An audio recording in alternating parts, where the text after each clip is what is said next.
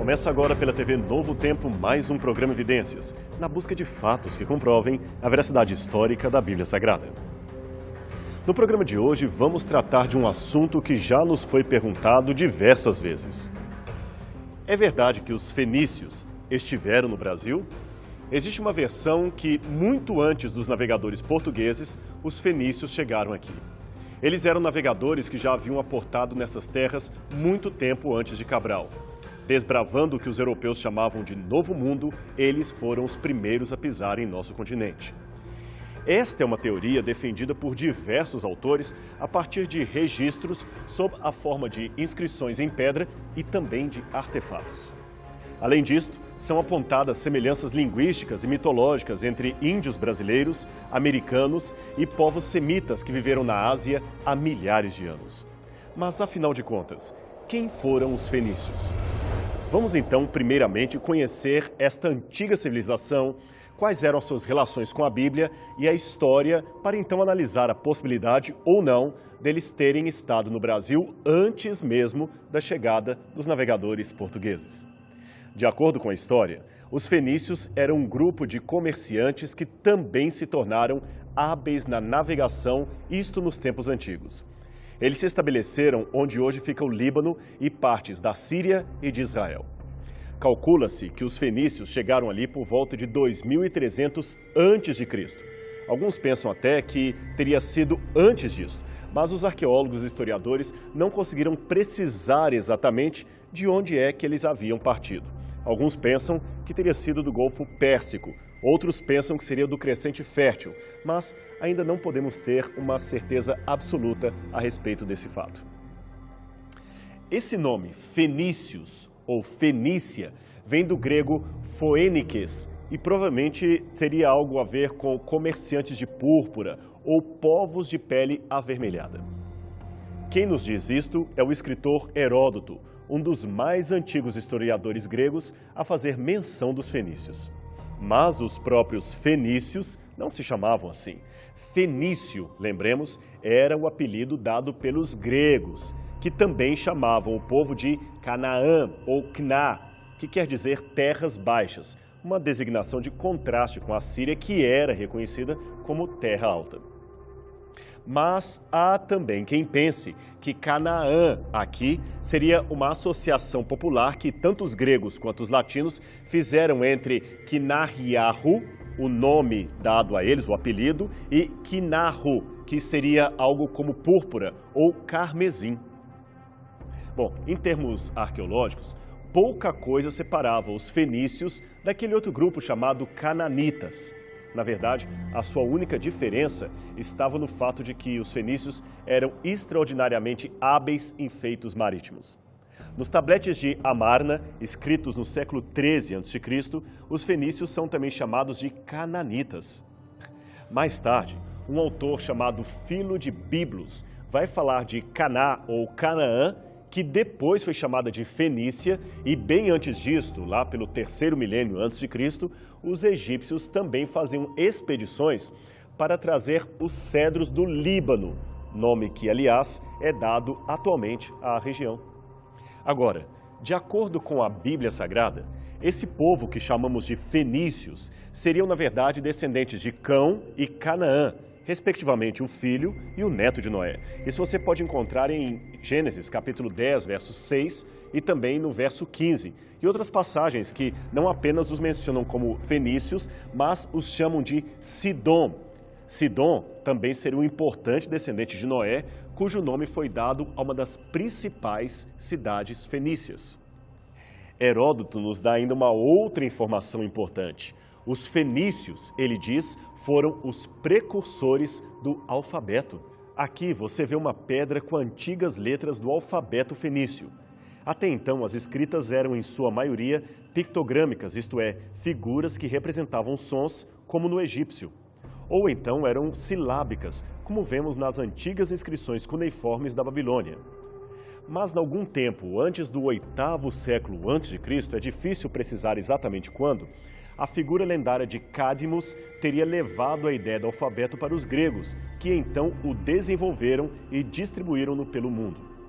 O alfabeto inventado pelos fenícios foi a base para a escrita da maior parte das línguas ocidentais e também para o hebraico, o árabe, o púnico e o grego, do qual originou-se o alfabeto que utilizamos até o dia de hoje. Era um alfabeto de 22 letras, todas consoantes, mas muito prático para o registro escrito daquela época. Era, na verdade, uma revolução para a história da humanidade. Os fenícios tinham em seu território várias cidades-estado independentes que atingiram o seu auge no século XII a.C. Isto foi justamente no momento em que antigas potências que disputavam esta região se encontravam por demais enfraquecidas. Das cidades fenícias, as mais famosas eram Tiro, Trípolis e Gebal, que os gregos também chamaram de Byblos. Foi esta cidade, Byblos, que emprestou seu nome para denominar o maior livro da humanidade, a Bíblia Sagrada. Curioso, não é mesmo? E por falar em Bíblia, que mais o livro sagrado poderia nos dizer acerca dos fenícios? De acordo com 2 Samuel 5, verso 11 e 12, o rei de Tiro, chamado de Irão, foi o primeiro estrangeiro a reconhecer o reino de Davi. Mais tarde, Salomão negociou com o mesmo monarca os materiais para a construção do Templo de Jerusalém. Este último episódio você pode ver em 1 Reis, capítulo 5. O intercâmbio comercial entre israelitas e fenícios parece ter sido duradouro, principalmente considerando que os israelitas, apesar de possuírem um vasto litoral, não tinham um porto marítimo ou uma frota de navios que lhes permitisse importar diretamente especiarias vindas de terras além mar. Então o jeito era comprar dos fenícios, principalmente considerando que os outros vizinhos, os filisteus, eram seus inimigos mortais. Esse mapa nos dará uma ideia dos limites dos territórios de Israel, os filisteus e a estratégica posição dos fenícios. Salomão mesmo teve de usar grande habilidade política e diplomática para associar-se a Irão, o rei de Tiro, e assim assegurar a aliança que ele havia feito com seu pai, o rei Davi. Dessa sociedade veio o casamento entre Salomão e uma princesa fenícia, o que resultou em muitos dividendos para ambos os países. A partir daí, a atuação dos fenícios no reino de Israel foi muito grande, especialmente por serem exímios navegadores. Eles foram os que trouxeram para Jerusalém, a pedido do rei Salomão, os melhores produtos de terras longínquas. E não somente isto. Os fenícios participaram desde a construção de muros e palácios até a edificação do templo, a mais importante obra arquitetônica do reino de Israel. A Bíblia também oferece vários testemunhos acerca da habilidade naval dos fenícios. Aliás, o rei Salomão chegou a encomendar barcos a eles e aprendeu a sua técnica, além de montar, ele mesmo, uma pequena frota israelita. Veja o que dizem estes textos bíblicos. Também as embarcações de Irão, que de Ofir levavam ouro, traziam de Ofir muita madeira de almugue e pedras preciosas. 1 Reis, capítulo 10, versículo 11. E enviou-lhe Irão, por meio de seus servos, navios e servos práticos do mar. E foram com os servos de Salomão a Ofir, e tomaram de lá 450 talentos de ouro e os trouxeram ao rei Salomão. 2 Crônicas, capítulo 8, versículo 18. E também os servos de Irão e os servos de Salomão, que de Ofir tinham trazido ouro, trouxeram madeira de algumins e pedras preciosas. 2 Crônicas, capítulo 9, versículo 10. Também o rei Salomão fez navios em Ezion-Geber, que está junto a Elate, à praia do mar de Sufi, na terra de Edom. 1 Reis, capítulo 9, versículo 26. E aliou-se com ele para fazerem navios que fossem a Tarsis, e fizeram os navios em Ezion-Geber. 2 Crônicas, capítulo 20, versículo 36. Essa cidade de Tarsis, ou Tarshish em hebraico, seria uma importante metrópole fenícia, mencionada na Bíblia, mas de localidade ainda incerta. Muitos a identificam como sendo o porto fenício de Tartessos, situado na Península Ibérica. Já uma inscrição assíria do 7º século a.C. fala de uma certa Tarsisse que ficaria na parte ocidental além da Grécia, o que seria algum lugar ao norte da África. Mas existem ainda outros autores que pensam que, devido à natureza exótica dos produtos que os fenícios traziam de lá e a viagem de ida e volta durar até 3 anos, para eles, isto seria Tarsis, um local identificado no Extremo Oriente, que poderia ser na Índia, na China ou ainda na América Latina, o que reforça a teoria de que talvez os fenícios teriam cruzado o Atlântico e estiveram em algum momento aqui no Brasil. Mas sobre isto falaremos daqui a pouco. Por enquanto, podemos apenas dizer que, de acordo com o que lemos na Bíblia, por exemplo, no livro do profeta Ezequiel, capítulo 27, verso 12, a antiga cidade fenícia de Tiro comercializava com Tarsis produtos estranhos, raros, mas também produtos comuns, como prata, ferro, estanho e chumbo.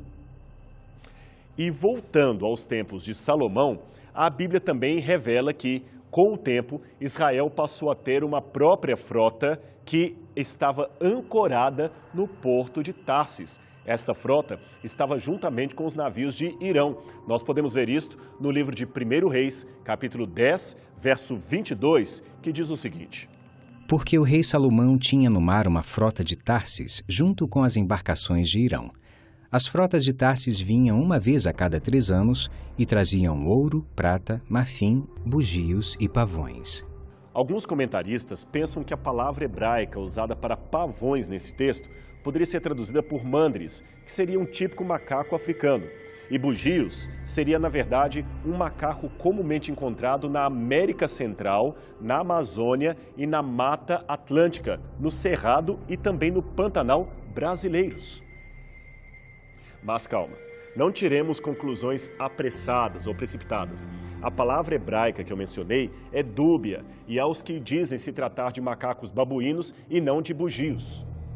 Agora, o que podemos garantir é que a frota de Salomão e também a frota dos fenícios era realmente composta de navios de grande porte. Navios como este que você vê em seu vídeo, capazes de realizar grandes viagens e transportar muita mercadoria. Esse relevo foi encontrado em Sidom e data do 2º século a.C. Ele nos oferece uma ideia do formato dessas embarcações. Além do relevo, escavações subaquáticas de naufrágios revelaram restos de antigos navios comerciais da época fenícia e deram aos especialistas a oportunidade de medir a capacidade das embarcações daquele tempo.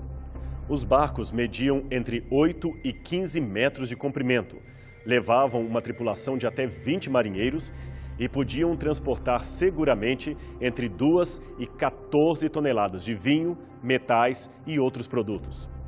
Esse pedaço de navio foi encontrado em 1965, perto de Quirênia, em Chipre.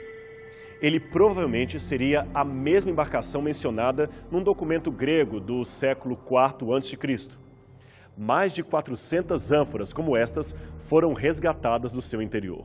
Contudo, a sua carga total seria de 11 toneladas de vinho, fora outros produtos como óleo, sal, azeite e amêndoas. Provavelmente foi um navio desses que o profeta Jonas tomou quando fugiu de Nínive para Tarsis, conforme lemos no livro homônimo que aparece no Antigo Testamento. As relações entre a Fenícia e Israel até foram bem longe, se não fosse um único problema: a religião fenícia. Ela se opunha frontalmente ao monoteísmo defendido em Israel. Alguns estudiosos chegam a supor que muitos dos deuses adorados na Grécia teriam sido importados do culto fenício. Eles sugerem, por exemplo, que Zeus e Poseidon seriam a adoção grega de Baal, o deus dos raios, e Iam, o deus dos mares. Outros, porém, é claro, negam essa correlação. O culto dos fenícios era baseado na personificação panteística das forças da natureza. Essas forças eram representadas por um grupo de deuses supremos, masculinos e femininos, que garantiam a reprodução na agricultura. Nos dias de Acabe, o casamento com uma perversa princesa fenícia chamada Jezabel trouxe terríveis problemas para Samaria e o povo de Israel. Cultos fenícios da fertilidade, incluindo erotismos e assassinatos, foram promovidos em alta escala. Por isto e por terem se tornado inimigos de Israel, os fenícios então foram alvos de pesadas profecias feitas no período dos assírios e babilônios, profecias especialmente endereçadas ao rei de Tiro. Você pode encontrar vários desses oráculos em Ezequiel, capítulo 26 até o capítulo 28, também em Isaías, capítulo 23, especialmente nos versos 8 a 10. E então, com esse pano de fundo em mente, voltamos à pergunta original do nosso programa. Os fenícios estiveram no Brasil? Vamos então analisar brevemente os supostos indícios que levam alguns a acreditarem que sim, que os fenícios estiveram em terras brasileiras. O primeiro seria essa aparente inscrição que aparece na Pedra da Gávea, no Rio de Janeiro. E o segundo, este outro conjunto de inscrições encontrados por escravos em 1872 na Paraíba. Na verdade, a teoria de que os fenícios estiveram aqui no Brasil ecoa outra teoria mais abrangente de que os próprios fenícios estiveram também na América, especialmente, é claro, nos Estados Unidos. Aliás, das 7 inscrições aduzidas como prova de sua presença em nosso continente, 5 estão nos Estados Unidos, 2 delas aqui no Brasil, exatamente essas 2 que acabamos de mencionar. Esse foi um livro publicado no Brasil pelo explorador Ludovic van Hagen, que defendia essa tese já no início do século XX. Bem, sobre a Pedra da Gávea, afirmava-se já no século XIX que aqueles sinais haviam chamado a atenção de Dom Pedro I e que seu pai, Dom João VI, já havia recebido um relatório sobre a inscrição, informando que elas datariam de antes de 1500 a.C., isto é, antes da descoberta portuguesa do Brasil. Mas foi somente em 1963 que o professor Bernardo de Azevedo Silva Ramos propôs uma tradução das inscrições da Pedra da Gávea que para ele teria o seguinte significado: Tiro, Fenícia, Badesir, primogênito de Jetbaal. Ele então datou a inscrição em cerca de 850 a.C. e o nome ali escrito corresponderia a um governante fenício chamado Badzir ou Badesir, filho de Etbaal. Ele também dizia que essa figura na rocha seria o rosto de Badesir esculpido na Pedra da Gávea. Se fosse verdade, seria algo muito interessante, principalmente porque Etbaal é um rei mencionado na Bíblia. Ele é o pai da Jezabel, aquela esposa do rei Acabe. Mas existe uma série de problemas com essa interpretação. Primeiro, que os fenícios, como já dissemos, não se referiam a si mesmos como fenícios. Foram os gregos que lhes deram esse apelido. Segundo, que nos tempos de Dom Pedro I já havia pessoas com capacidade de ler fenício, e é estranho que ninguém houvesse percebido a inscrição. E por último, tanto a inscrição quanto o suposto rosto esculpido na rocha foram confirmados por geólogos como sendo apenas formações naturais. As supostas letras não estão do jeitinho que Silva Ramos desenhou. Na verdade, elas são filigranas esculpidas naturalmente apenas por ação de intempéries. Quanto à outra inscrição da Paraíba, que fica na Pedra do Ingá, bem, este já é um assunto ainda em aberto. Quando ela foi descoberta, supostamente por escravos de um certo senhor chamado Joaquim Alves da Costa, uma cópia foi enviada a Ernest Renan, um dos maiores especialistas da Europa.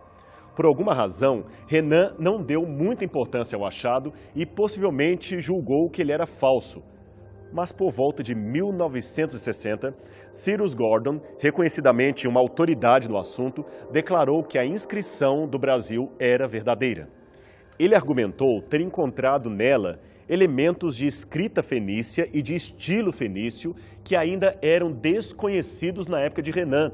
E talvez por isto, o filólogo francês considerou que a escrita seria de nenhuma importância ou uma falsificação. Ele não tinha todo o conhecimento na época. Aqui está a transcrição que Gordon ofereceu, bem como a sua tradução. Somos filhos de Canaã, de Sidom, a cidade do rei. O comércio nos trouxe a esta distante praia, uma terra de montanhas. Sacrificamos um jovem aos deuses e deusas exaltados no ano de 19 de Irão, nosso poderoso rei. Embarcamos em Ezion-Geber, no Mar Vermelho, e viajamos com 10 navios. Permanecemos no mar juntos por 2 anos, em volta da terra, pertencente a Arã, África, mas fomos separados por uma tempestade. Nos afastamos de nossos companheiros e assim aportamos aqui, 12 homens e 3 mulheres, numa nova praia que eu, o almirante, controlo. Mas, auspiciosamente, passam os exaltados deuses e deusas intercederem em nosso favor. Quando a gente lê essa tradução, pensa que o assunto está encerrado, não é? Infelizmente não. Outro respeitadíssimo filólogo americano, o Dr. Frank M. Cross, da Universidade de Harvard, publicou um outro artigo acadêmico dizendo desta vez que a inscrição era falsa. Não se tratava realmente de um texto de origem fenícia. Voltamos então à estaca zero. Os debates e a polêmica persistem. Este é um assunto ainda em aberto. Será que realmente temos ou não temos uma prova de que os fenícios estiveram aqui no Brasil, pelo menos lá na Paraíba? Quanto à argumentação de que os idiomas indígenas teriam alguma influência semita, o que reforçaria a presença dos fenícios no Brasil, esta é uma ideia que também é rejeitada por praticamente todos os especialistas em filologia semítica. Há alguns estudiosos, na verdade, que tentam pegar palavras do tupi-guarani e assemelhá-las a palavras que encontramos no hebraico, ou quem sabe no aramaico, ou ainda em línguas semitas que hoje estão perdidas. Mas, como eu disse, a maior parte dos acadêmicos ainda considera tudo isto um grande engano ou um equívoco. Por exemplo, dizem que o Rio Solimões, aquele famoso rio do Brasil, seria um nome que deriva de Salomão. Percebe a semelhança? Solimões, Salomão. Dizem isto porque afirmam que as barcas de Salomão haviam estado neste rio e, portanto, o rio recebeu este nome em homenagem ao mesmo rei mencionado na Bíblia, que era filho de Davi. Ora, isto não faz o menor sentido. Eu vou explicar a você por quê. Em primeiro lugar, porque se trata de um vocabulário isolado, isto mesmo, um termo único, e ele pode ser apenas um falso cognato fonético, ou seja, uma coincidência de sons, e não exatamente uma palavra que derive de outra. Temos que tomar cuidado com relação a isso. Raciocine comigo, deixa eu explicar para você. Do mesmo modo que alguns especulam que Salomão e Solimões teriam alguma relação, aliás, a internet está repleta dessas especulações, eu também poderia dizer que Solimões seria, quem sabe, uma corruptela de salmões, isto, o nome do peixe. Solimões seria uma corruptela de salmões, um nome dado pelos próprios exploradores, ou ainda, que tudo não passaria de uma coincidência. Qualquer coisa que se diz não passa de conjectura sem fundamento. Portanto, cuidado, não podemos cair em sensacionalismos, especialmente nós que dizemos acreditar na Bíblia como palavra de Deus. Antes que eu me esqueça, apenas à guisa de informação para você. Ainda nos anos 70, foram encontrados em Diamantina, Minas Gerais, e também em Gaspar, em Santa Catarina, 2 objetos com supostas inscrições fenícias. O primeiro desses objetos está desaparecido e o segundo pode hoje ser visto no Museu do Homem do Sambaqui, em Florianópolis. Agora, depois de muita análise dos peritos, esses objetos também foram considerados falsos.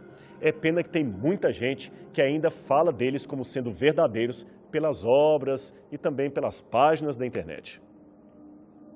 Todas as demais inscrições encontradas nos Estados Unidos, que não vamos mencionar aqui por questão de tempo, essas inscrições, à semelhança daquelas encontradas no Brasil, também se mostraram falsas ou, no mínimo, inconclusas para uma maior afirmação. Novamente, eu repito, não temos bases sólidas para afirmar, para longe de qualquer questionamento, que os fenícios e Salomão estiveram aqui nas Américas. E então? Repetimos a pergunta. Será que podemos, pelo menos, conjecturar a possibilidade, ainda que remota, de que os fenícios estiveram por essas bandas? Lamento dizer, mas é difícil afirmar. Mas como o mundo das descobertas é uma caixinha de surpresas, quem pode garantir que novos elementos poderão ou não surgir no futuro? Tudo é possível. Porém, mais do que se descobriu até hoje, não existem provas absolutas para uma afirmação ou uma desafirmação nesse sentido. Agora, talvez, por isso eu peguei a Bíblia, uma pergunta final que muitos façam seria a seguinte: considerando que o Antigo Testamento tanto fale dos fenícios e também o Novo, pois Jesus cura uma mulher sírio-fenícia, por que a Bíblia não menciona nada de uma suposta viagem desses povos ao chamado Novo Mundo? Talvez a resposta seria óbvia, porque essa viagem nunca se realizou, ou ainda talvez porque esse não era o foco das Escrituras. A Bíblia não tinha por objetivo narrar nada que não fosse canalizado para a história da nossa salvação. Afinal, como disse o apóstolo Paulo em Romanos capítulo 15, verso 4, o que foi escrito no passado, referindo-se, é claro, ao Antigo Testamento, foi escrito não para alimentar a nossa curiosidade, mas para a nossa instrução, a fim de que tenhamos esperança. E essa é a esperança que não podemos perder de vista. Deixa eu explicar para você. Quer tenham ou não os fenícios cruzado o Atlântico, nós podemos, por Cristo, cruzar os mares da vida. Mais do que isto, através de Jesus, podemos cruzar os céus e chegar diretamente diante do trono de Deus. E isto é muito bom. Navegar no mar de nossa vida, tendo um capitão chamado Jesus Cristo, é um grande privilégio. Quer você passe por tormentas, tempestades em alto mar, você não precisa ter medo. O capitão Jesus nos levará ao porto seguro. Então, confie no nosso Mestre. E no mar da vida, você sabe que será um vitorioso, um grande conquistador. O programa Evidências de hoje fica por aqui. Mas não esqueça, semana que vem nós temos um outro encontro marcado. Aonde? Aqui na sua TV Novo Tempo, o canal da Esperança. Até lá!